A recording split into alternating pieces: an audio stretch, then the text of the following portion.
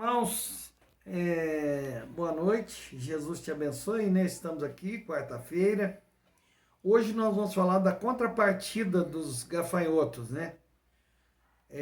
Nós apresentamos, né, a profecia de Joel, capítulo 1, versículo 4, né? O povo vivia uma vida cristã de aparências, tinham deixado de contribuir, tinham deixado de temer a Deus, os sacerdotes, os levitas, e aí o Senhor manda a pior praga que existe, gafanhoto. Hoje eu vou estar falando da contrapartida, o antídoto que cura a não vinda dos gafanhotos contra as nossas vidas, né?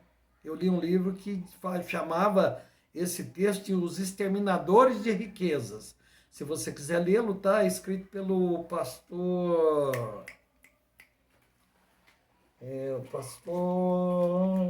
Jerônimo Onofre, né? O Exterminador de Riqueza, fala bem disso.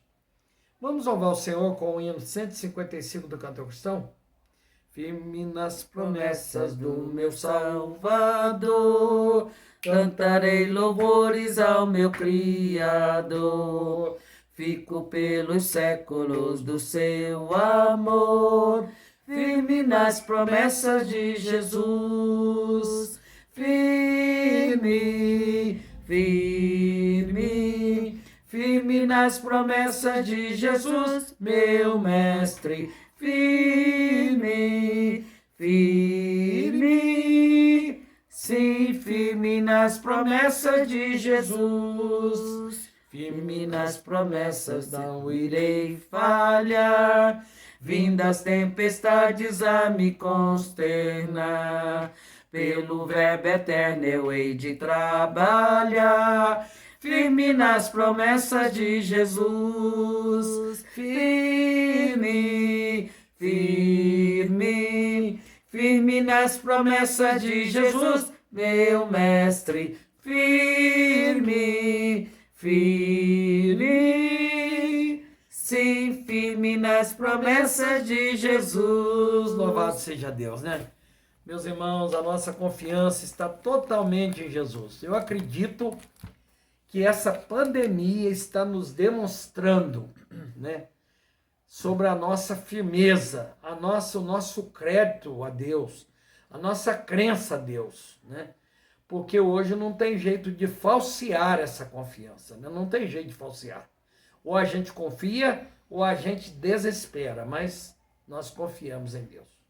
O salmista diz que nós devemos entregar o nosso caminho ao Senhor, entrega teu caminho ao Senhor, confia nele e o mais ele tudo fará. Eu vou falar hoje da contrapartida dos gafanhotos. Irmãos, o antídoto é a contribuição fiel, é entregar o seu dízimo, entregar a sua oferta, é dar esmola quando você puder, quando a pessoa te pedir na rua, no sinal, nos lugares. Só que a esmola, ela tem um detalhe. A Bíblia diz que o que a mão direita fizer, a esquerda não deve saber. É essa orientação para a esmola. Agora, sobre dízimo, você pode dar testemunho de vitória. Sobre ofertas, você pode dar testemunho de vitória. Existem mais duas modalidades de contribuição, eu pretendo ainda falar futuramente, que é a oferta do cordeiro, né? É uma oferta muito interessante, é um ensinamento judaico, eu ouvi falar que é judaico, e aquela oferta, irmã Miriam, aquela arca ficou na casa do irmão lá, e depois ele teve que dar uma oferta uma oferta de desagravo, que se chama. Eu já dei essa oferta de desagravo. Quando tiver tudo ruim na sua vida, como os desertos que eu sempre passei, você deve dar uma oferta de desagravo. Mas eu vou estar falando isso depois, tá? Agora, irmãos, o antídoto é o seguinte: tem coisas que Deus não nos permitiu comer. O dízimo é uma delas. Por exemplo, quando Deus fez o mundo e colocou uma árvore, essa árvore ela tinha duas utilidades, era a árvore da vida e ela produzia o fruto do conhecimento do bem e do mal. E Jesus disse, era uma árvore só, tá? Ele disse, não comerás dessa árvore, porque o dia que você comer, certamente morrerás. Então, quer dizer, ele podia fazer uso de tudo aquilo, mas daquela árvore não. E o dia que ele comeu, ele morreu. Então, olha, você tem 90% para você gastar com você, mas 10% não. E a sua oferta pode ser além do dízimo. Eu tive uma experiência uma vez, eu recebi uma advogada da Igreja Batista da Tijuca, acho que Peniel, ficava na Rego Lopes. Depois eu preguei lá, o pastor daquela igreja era um comandante da Marinha, pastor Adriano, mas já está na glória. E a Cátria, né, trabalhava no Fórum do Rio, e ela viu a obra que eu estava começando uma congregação, né, com a minha família, e ela perguntou, pastor, eu sou nova convertida, vou ser batizada, eu posso mandar o meu dízimo para cá? Eu disse, irmão, você não pode. Você pode mandar uma oferta, mas o dízimo você deve entregar na igreja que você é membro. Essa igreja tem um pastor que ora por você, que prega mensagens, é uma igreja que tem tempo para te acolher, é uma igreja que tem pessoas para te levar a adorar a Deus. Eu preguei nessa igreja, sabe? No domingo que eu preguei lá pela manhã, tinha um pianista, tinha um violinista, né, lá na Tijuca, no Rio de Janeiro. E depois o pastor disse que ia precisar só de mim de manhã, eu fui convidado para pregar numa outra igreja à noite lá em Belfort Roxo. Mas o pastor depois queria que eu ficasse para pregar à noite. Mas responsabilidade e compromisso a gente não pode sair fora, tá? Então Adão não podia comer daquela árvore, não como dízimo. A semente de arroz, as sementes, elas servem para duas coisas, ou você a come ou você a planta. Tem pessoa lá no Nordeste que tem meio quilo de arroz, ele diz, ou eu como ou eu planto. E às vezes ele faz a opção de plantar. Porque em plantar há uma esperança de ser abençoado depois. Elias teve uma experiência muito interessante, né? Ele falou para o rei Acabe que não ia chover enquanto ele não orasse. E não choveu durante 3 anos e 6 meses. E ele teve que morar lá perto do rio, Querite, né? Querite. E interessante, todos os dias um corvo ia lá e levava pão e carne fresca para ele. Se a carne não fosse fresca, o corvo rei comeria, né?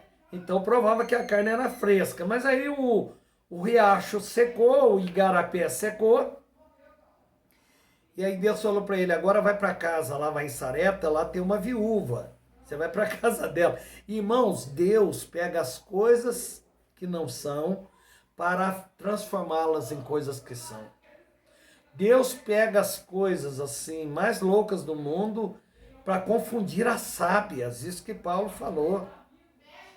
E olha só, se eu fosse Deus, eu mandaria o Elias para casa de uma família estável, uma família de comerciantes, uma família de empresários, uma família. Ele mandou para casa de uma viúva, porque lá aconteceria 2 bênçãos. Quando Elias chegou lá, ele viu a mulher catando alguns gravetos. E ele perguntou para ela, o que você está fazendo, irmã? Eu falei, estou catando aqui uns gravetos para fazer ali o último bolo, para eu e meu filho comer e depois vamos esperar a morte. Ele foi, entrou com ela na casa dela, não prometeu nada, falou para ela assim, me mostra as formas de bolo aí. Ela mesmo mostrou uma pequena, mostrou uma média. Ele não prometeu nada de imediato, não falou ordem nenhuma que Deus tinha dado. Ele falou, irmã, eu quero aqui um bolo aqui nessa vasilha. E ela fez. Depois que ela fez, o Elias comeu. Não sei se era o lanche do almoço ou da tarde. Depois que ele comeu, ele falou para ela, irmã, agora não vai faltar farinha na sua mesa. E a pessoa não vai faltar farinha, não vai faltar alimento. Porque a irmã teve fé de o último que vocês tinham para fazer, fez para mim, que sou o profeta do Senhor. Irmãos, depois o filho dela morre, Elias vai orar e ele vai ressuscitar. Por isso que Jesus levou o profeta Elias para lá. Mas olha, a contrapartida dos 4 gafanhotos está em Lucas 6, 38. É um versículo muito forte. É dito por Jesus, né? Jesus falou assim, olha o que ele falou em Lucas 6, 38. Dai, olha só, primeiro você tem que dar. As pessoas geralmente querem ter primeiro para depois dar, né? Ele disse, não, dai e ser-vos-á dado boa medida, recalcada, sacudida e transbordando vos deitarão no vosso regaço. Porque com a mesma medida com que medirdes, também vos medirão de novo.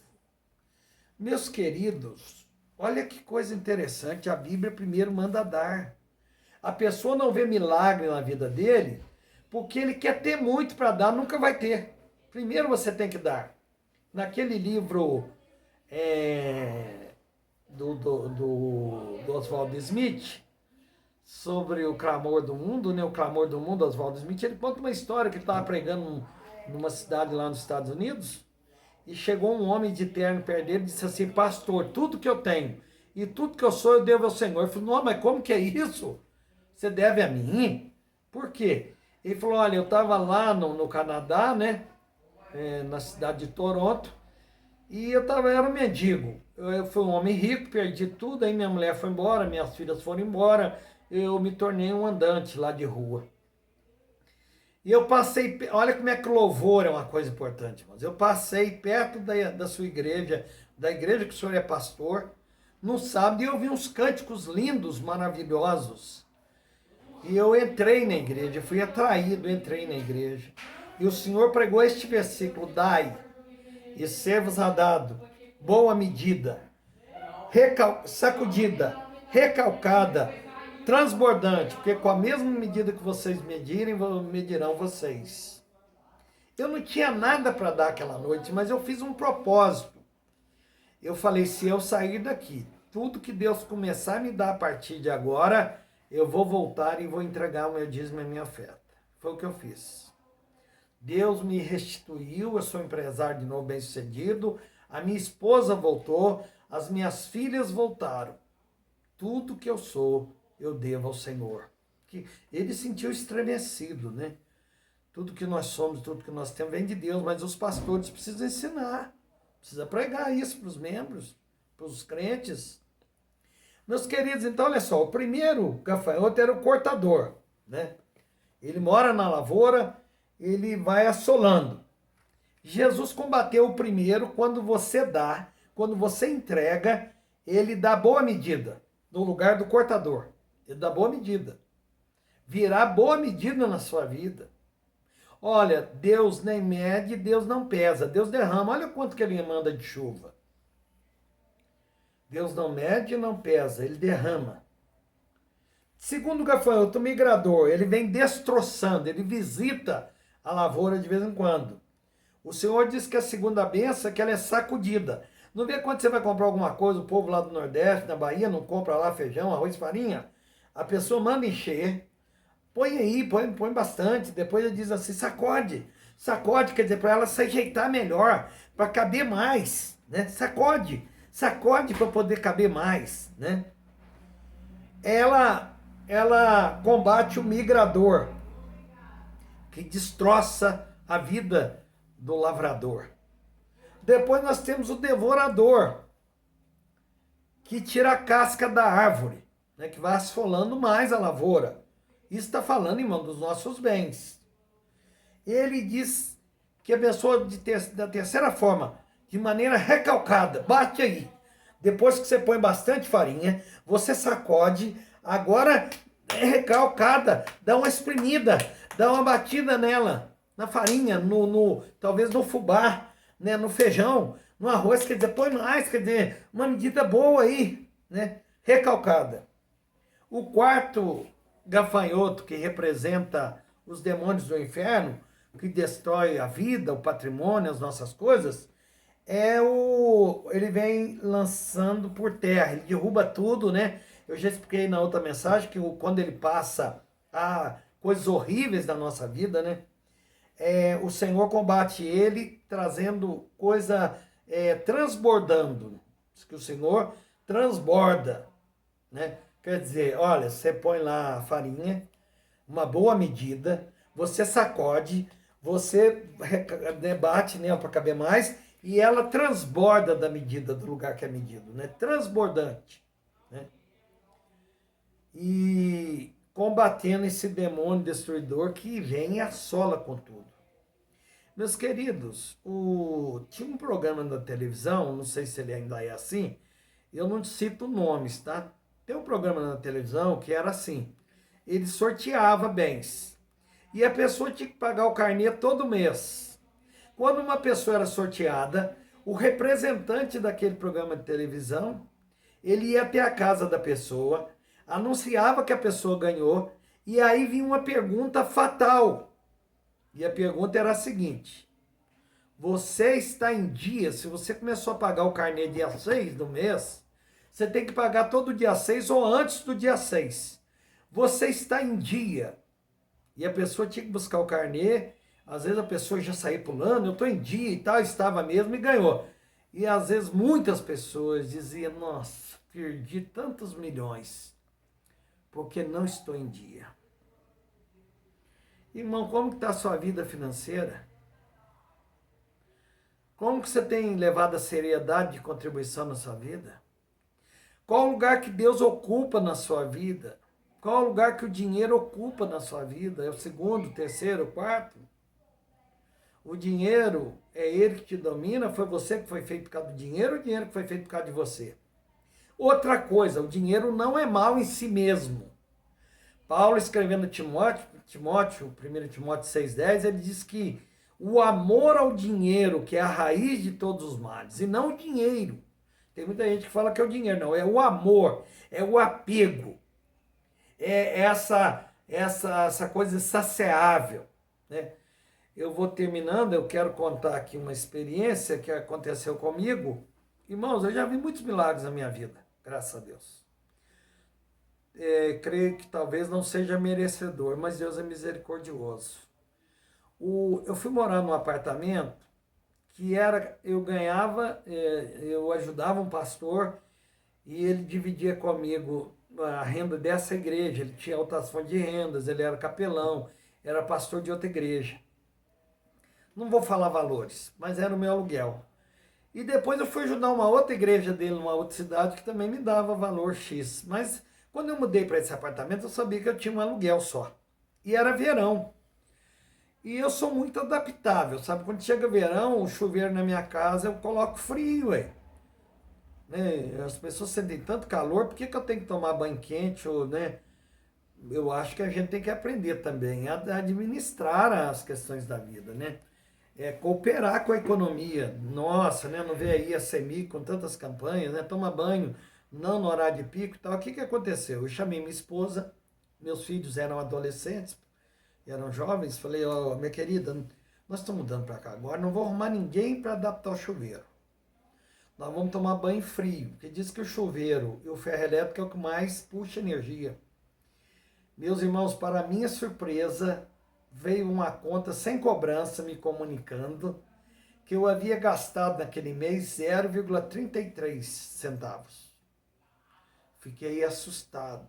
Olha, eu tinha geladeira ligado, eu assistia TV e veio 0,33. No segundo mês veio 0,33 de novo.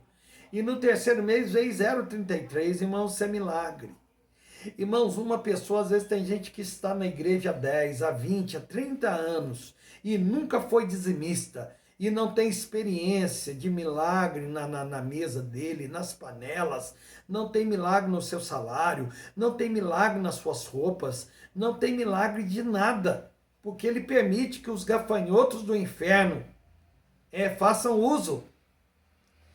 E nós sabemos que demônio não é misericordioso, né? Cordial, o demônio não conhece nada dessas palavras não, tá? Ele não conhece nada dessas palavras não. Eles são cruéis. Então eles vêm e arrebentam, né? Eles vêm e fazem o maior mal que eles puderem fazer. Meu querido, mude a sua visão. Meu querido, olhe para Jesus. O dinheiro, quando você estiver dentro do caixão, você vai ver que ele não vale nada. Quando a pessoa está lá com Covid no hospital, lá, ele vê que não vale nada. Ele é para ser usado. Ele é necessário. Mas não é ele que traz felicidade. Ele pode ajudar, ele pode ser um meio, mas não o fim. Quando as pessoas pensam que o dinheiro é um fim em si mesmo, estão equivocadas. Tá, eu vou terminando por aqui, tá? Deus te abençoe, um prazer te ver, eu vou estar orando. Maravilhoso Deus e Pai que está nos céus. Senhor, a tua palavra diz lá em Malaquias 3,11 que quando nós entregamos o nosso dízimo, a nossa oferta, o Senhor repreende o devorador. Senhor, se alguém que está me assistindo e tem levado uma vida muito difícil, Senhor, meu Deus, e tem tudo para estar vivendo bem, tem bom salário, mas o salário não dá, sua renda não dá, come e não se farta, veste blusa de frio e não se aquece, os cobertores não se aquecem. Senhor, meu Deus, que essa pessoa tome uma postura, Senhor, que ele passe a entregar o seu dízimo imediatamente e que o Senhor repreenda os gafanhotos do inferno e os 4 tipos de gafanhoto e que ele seja abençoado das 4 maneiras que Jesus falou, porque ele disse que a gente deve dar primeiro e no final que ele disse com a mesma medida que nós medimos é que nós seremos medidos. Se nós somos mal fechadas, se nós somos medíocres, se nós não nos abrimos a mão, a generosidade, a obediência para o reino de Deus, nós também ficaremos sem receber as 4 bênçãos do Senhor. Meus queridos, eu só quero bem daqueles que me veem e me ouvem. Um abraço, tá? Pastor, um abraço aí para vocês, tá, meus queridos?